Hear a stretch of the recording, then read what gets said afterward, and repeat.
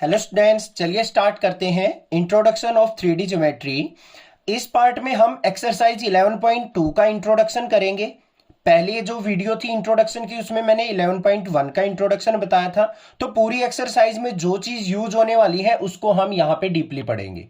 ठीक है।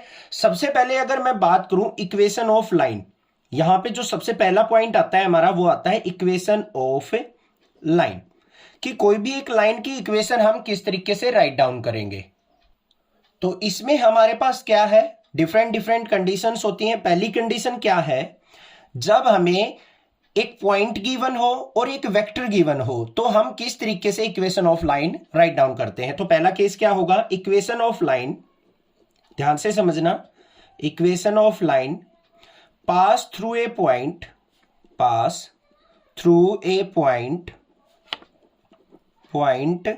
A and parallel to vector B, parallel to vector B।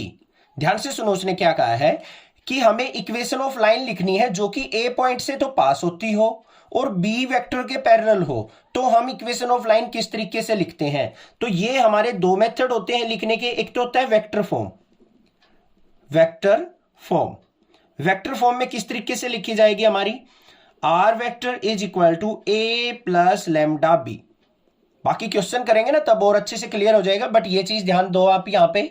Are जो होगा, वेक्टर फॉर्म जो होगी वो किसके इक्वल होगी, ए पॉइंट जिससे वो पास हो रही है प्लस में lambda times of b vector.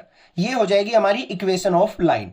अगर इसे हमें कार्टेशियन फॉर्म में लिखना हो, किस फॉर्म में लिखना हो, कार्टेशियन फॉर्म में, तो हम किस तरीके से लिखेंगे। अब सबसे पहले मैं आपको बता दूं, कार्टेशियन फॉर्म का मतलब होता है कोऑर्डिनेट्स फॉर्म में, मतलब x axis, y axis, z axis का यूज करके हम इक्वेशन कैसे बनाएंगे। तो कार्टेशियन फॉर्म में हमारे पास इक्वेशन क्या हो जाएगी, x minus x1 divided by a equal to y minus y1 divided by b is equal to z minus z1 divided by c। ये हो गई। यहां पे a b c क्या है, हमारी डायरेक्शन रेशो। ABC जो है वो क्या है, डायरेक्शन रेशियोज। ये भी ठीक है। अब अगर मान लो डायरेक्शन रेशियो की जगह आपको दे रखे हो, ये डायरेक्शन कोसाइंस दे रखे हो, तो हम कैसे लिखेंगे इसको, हम लिख सकते हैं x minus x1 by l is equal to y minus y1 by m is equal to z minus z1 by n। तो यहां पे एल एम एन क्या है, डायरेक्शन कोसाइंस। अभी थोड़ा सा अजीब लग रहा होगा आपको कि सर ये क्या चल रहा है, चिंता मत करो, बाकी क्वेश्चंस करेंगे वहां से सब कुछ क्लियर होगा। बट यहाँ पे ये फॉर्मूलेज है, इनको थोड़ा सा माइंड के अंदर सेट करना जरूरी है। ये चीज क्लियर हो गई, यहाँ पे इतना समझ में आ गया।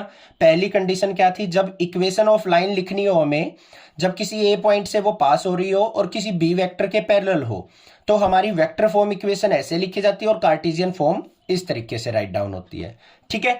अब बात आती है equation of line passing through two given point. Second condition क्या बनती है हमारी, equation of line pass through two given point, two given point. कौन कौन से पॉइंट, एक तो ए पॉइंट हो और एक बी पॉइंट हो। दो पॉइंट अगर हमें दे रखे हो, उनसे अगर हमारी लाइन पास हो रही हो तो उसकी इक्वेशन कैसे लिखेंगे। देखो इस कंडीशन से दूसरी कंडीशन आ गई हमारे पास, तो बिल्कुल सिंपल है, वेक्टर इक्वेशन कैसे लिखी जाएगी, वेक्टर फॉर्म या vector equation, r is equal to a plus lambda b minus a. ध्यान से देखो, ए पॉइंट जो था हमारा वो प्लस में lambda times of b minus a, मतलब बी माइनस ए कर लेंगे। तो ये हो गई हमारी वेक्टर इक्वेशन। ठीक है। उसके बाद आती है Cartesian equation. Cartesian coordinate form में कैसे लिखेंगे हम, वो ध्यान से देख लो, x माइनस x1 अपॉन में x2 minus x1, x2 minus x1 मतलब a और b पॉइंट्स का डिफरेंस। फिर क्या आ जाएगा, is equal to y minus y1 upon में y2 minus y1 is equal to z minus z1 divided by z2 minus z1। समझ में आ गया। x1 y1 z1 क्या होंगे, a पॉइंट के कोऑर्डिनेट, x2 y2 z2 क्या होंगे, b पॉइंट के कोऑर्डिनेट। क्लियर। ये हो गई हमारी कार्टेशियन इक्वेशन। यहां तक कोई दिक्कत नहीं होगी। नेक्स्ट बात करते हैं एंगल बिटवीन टू लाइंस। क्या है? Angle between two lines. अगर दो लाइन हमें दे रखी हो और उनके बीच में एंगल फाइंड आउट करना हो तो कैसे निकलेगा?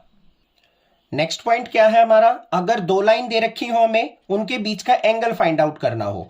अब लाइंस में हमें क्या गिवन हो सकता है? डायरेक्शन रेशोज हो सकती हैं किसी दो लाइन की। तो अगर मान लो let direction ratio of two lines, पहली लाइन की डायरेक्शन रेशो मान लो A1 B1 C1 है। दूसरी लाइन की डायरेक्शन रेशो क्या है? A2 B2 C2 है। डायरेक्शन कोसाइंस LMN से रिप्रेजेंट करते हैं, डायरेक्शन रेशो को हम ABC से रिप्रेजेंट करते हैं। ठीक है, ये स्टैंडर्ड फॉर्म है। अब यहां पे इसमें हमें अगर एंगल निकालना हो तो cos theta is equal to किसके होता है? Magnitude of A1 A2 plus में B1 B2 प्लस में C1 C2 divided by under root first point का स्क्वायर का addition A1 square plus B1 square plus C1 square. Similarly under root A2 square plus B2 square plus C2 square. This is the formula of angle. अगर हमें दो lines के बीच में angle find out करना हो तो हम ये फॉर्मूला यूज करेंगे। समझ में आ गई बात? दूसरी बात, अगर मान लो आपको कोई बोल दे टू लाइंस आर परपेंडिकुलर, ध्यान से सुनना, ये इंपॉर्टेंट पॉइंट है जो मैं आपको बता रहा हूं। टू लाइंस आर परपेंडिकुलर, इसका मतलब theta is equal to 90 degree होगा उनके बीच में। तो कंडीशन क्या होगी हमारी? A1 A2 प्लस में B1 B2 प्लस में C1 C2 is equal to क्या होगा? 0। ये कंडीशन होगी तो हम कह सकते हैं कि टू लाइंस क्या है? एक दूसरे के परपेंडिकुलर है। अब अगर मान लो कह दे आपसे कि टू लाइंस आर पैरेलल, इसका मतलब थीटा इज इक्वल टू क्या होगा बच्चों? 0 डिग्री होगा उनके बीच में। और थीटा इज इक्वल टू 0 होगा तो कंडीशन कौन सी होगी हमारी? A1 by A2 is equal to B1 by B2 is equal to C1 by C2। अगर ये कंडीशन बनती है, डायरेक्शन रेशोज की रेशो इक्वल हो, तो हम कह सकते हैं कि टू लाइंस क्या है? एक दूसरे के पैरेलल है। ये भी चीज समझ में आ गई? कोई दिक्कत नहीं है यहां पे। अब बात आती है shortest distance between two lines की। जो इस एक्सरसाइज में यूज होने वाला है टॉपिक, वो क्या है? Shortest distance between two lines. वो और देख लेते हैं एक बार। अब यहां पे क्या है? मान लो आपको दो लाइन दे रखी है, R is equal to A1 plus lambda B1। ऐसे ही तो इक्वेशन ऑफ लाइन निकलती है हमारी, पहले स्टार्टिंग में ही इंट्रोडक्शन में देखा था। मान लो कोई दूसरी लाइन है, R is equal to A2 plus lambda की जगह मान लो कोई और कांस्टेंट है म्यू B2। ये दो लाइन दे रखी हैं। अगर इनके बीच में आपको शॉर्टेस्ट डिस्टेंस फाइंड आउट करना है तो क्या होगा? D is equal to magnitude of B1 cross B2, जो B1 और B2 वेक्टर है इनकी क्रॉस प्रोडक्ट, और इसकी डॉट प्रोडक्ट किसके साथ? A2 माइनस A1 के साथ। इसका magnitude divide by B1 cross B2 का magnitude. This is the formula. ठीक है, शॉर्टेस्ट डिस्टेंस क्या होगा हमारा? B1 cross B2 dot product A2 minus A1 के साथ divide by magnitude of B1 cross B2। इसका मॉडुलस क्यों लिया है? क्योंकि डिस्टेंस कभी भी नेगेटिव नहीं हो सकता, तो बाहर जो वैल्यू आएगी वो हमेशा पॉजिटिव होगी। एक तो ये तरीका होता है shortest distance between two lines का।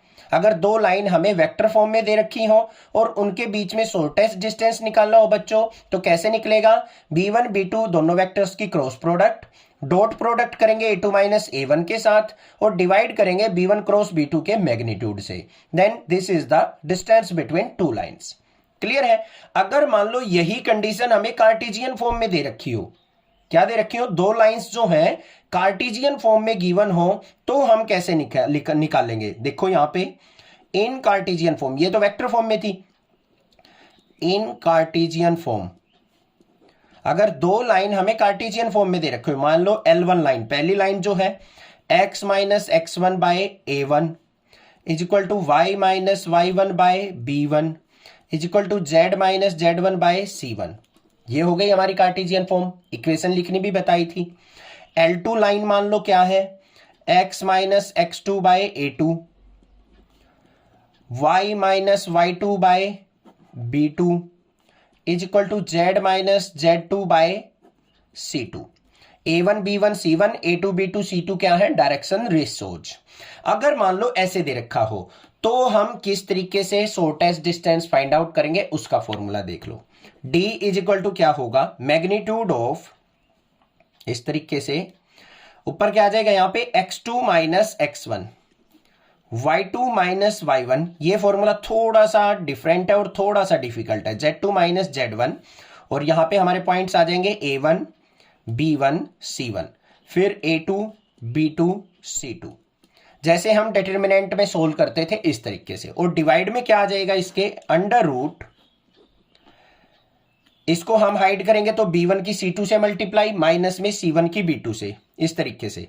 तो b1 c2 minus b2 c1 इसका स्क्वायर, फिर प्लस में इसको हाइड करेंगे तो c2 की a1 से मल्टीप्लाई होगी तो क्या हो जाएगा? a1 c2 minus c1 a2 का होल स्क्वायर, फिर प्लस में इसको हाइड करेंगे तो क्या बचा हमारे पास? ये पॉइंट बच गए a1 a2 b1 b2, इनकी मल्टीप्लाई करेंगे तो क्या हो जाएगा? a1 b2 माइनस में a2 b1 का होल स्क्वायर।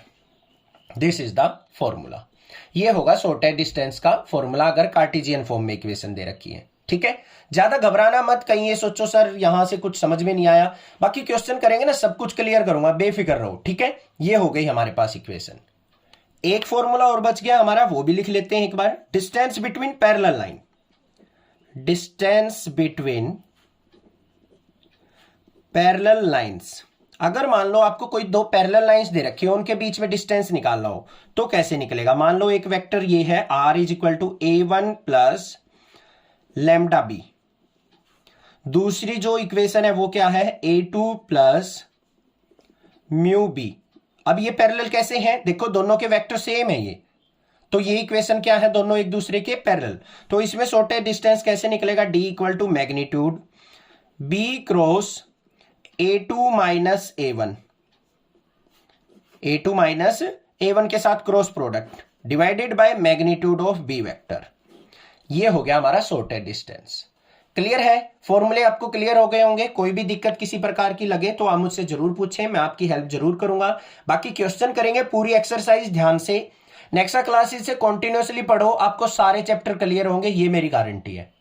ठीक है, आपको थोड़ा सा संयम रखना पड़ेगा, इतना आसान नहीं है 12th का सिलेबस की जितना आप सोच रहे हो कि बहुत इजीली हो जाएगा। थोड़ी सी मेहनत आपको एक्स्ट्रा करनी पड़ेगी, क्वेश्चन को सोल्व करना पड़ेगा, फॉर्मूलेज को राइट डाउन करके आपको प्रैक्टिस करनी पड़ेगी, तभी आपको याद रहेंगे। ठीक है, बाकी मेरे पे छोड़ दो, मैं पूरा सिलेबस आपको बहुत अच्छे से कराने वाला हूं। चैनल को सब्सक्राइब कीजिए, लाइक कीजिए और ज्यादा से ज्यादा शेयर कीजिए। Thank you students for your love and support for next classes. Thanks.